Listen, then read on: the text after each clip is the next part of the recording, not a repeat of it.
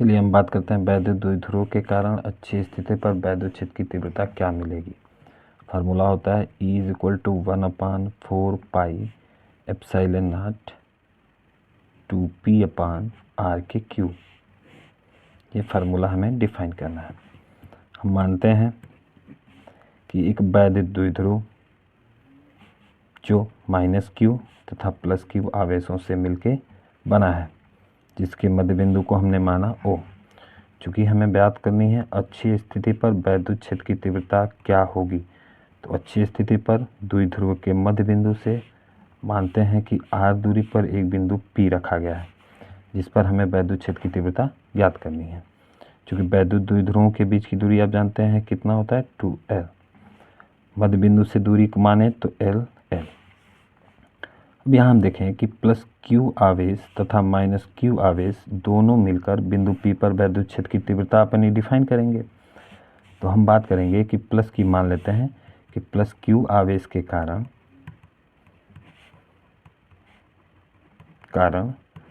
वैद्युत क्षेत्र की तीव्रता जो E है, यानी E1 मान लेते हैं। चूँकि पॉजिटिव चार्ज है तो इस वैद्युत क्षेत्र की तीव्रता यानी E1 की तीव्रता बाहर की ओर होगी।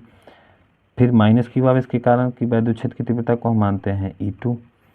चूँकि माइनस आवेश है तो इसके वैद्युत क्षेत्र की तीव्रता अंदर की ओर होगी। अब यहाँ हम देखते हैं कि दोनों आवेशों के कारण जो तीव्रताएं हैं, वैद्युत क्षेत्र की दिशा है, वैद्युत क्षेत्र की दिशा, उस वैद्युत क्षेत्र की दिशा बराबर नहीं है, बराबर भी है तो विपरीत है, एक दूसरे के विपरीत है। तो हम यहाँ अगर बात करते हैं तो सबसे पहले हम देखेंगे +q आवेश के कारण E1 वैद्युत क्षेत्र की तीव्रता, -q आवेश के कारण E2 वैद्युत क्षेत्र की तीव्रता। बिंदु P पर हमें वैद्युत क्षेत्र की तीव्रता ज्ञात करनी है। तो हम जानते हैं बिंदु आवेश के कारण वैद्युत क्षेत्र की तीव्रता का सूत्र। बिंदु आवेश के कारण वैद्युत क्षेत्र की तीव्रता का सूत्र, क्षेत्र की तीव्रता का सूत्र सबको पता है। E = 1/4πε0 q/r², यानी जो दूरी है, हमें मोस्ट इम्पॉर्टेंट दूरी है। तो हमें बिंदु P से +q आवेश की दूरी निकालनी होगी, -q आवेश से बिंदु P की दूरी निकालनी होगी। तो दो दूरियां हमें +q से दूरी की बात करें तो r और -l, -q से बात करें तो r में l ऐड हो जाएगा, यानी r + l। दो दूरियां मिल गई। अब सिंपल सा हमें मेथड अब यूज़ करना है कि एक बार +q आवेश के कारण बिंदु P पर वैद्युत क्षेत्र की तीव्रता और एक बार -q आवेश के कारण वैद्युत क्षेत्र की तीव्रता बिंदु P पर। तो हम पहले शुरू करते हैं +q आवेश के कारण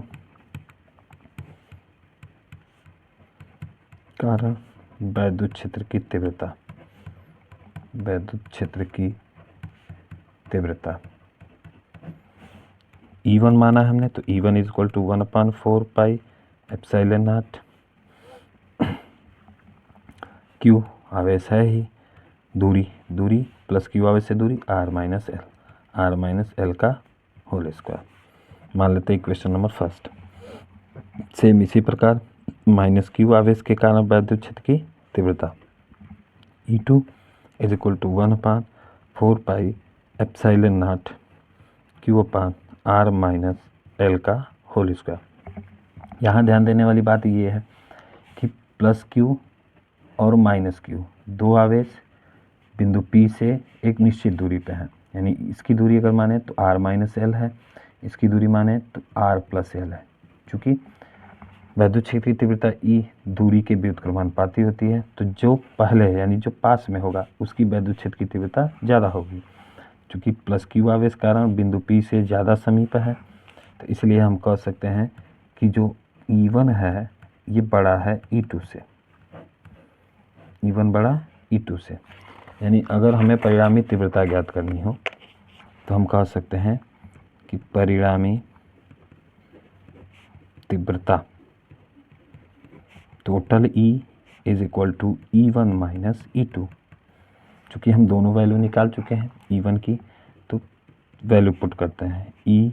total E is equal to E1 यानी 1/4 pi epsilon naught Q upon R minus L का होल स्क्वायर माइनस 1/E2 की value 4 pi epsilon naught Q upon R plus L का होल स्क्वायर।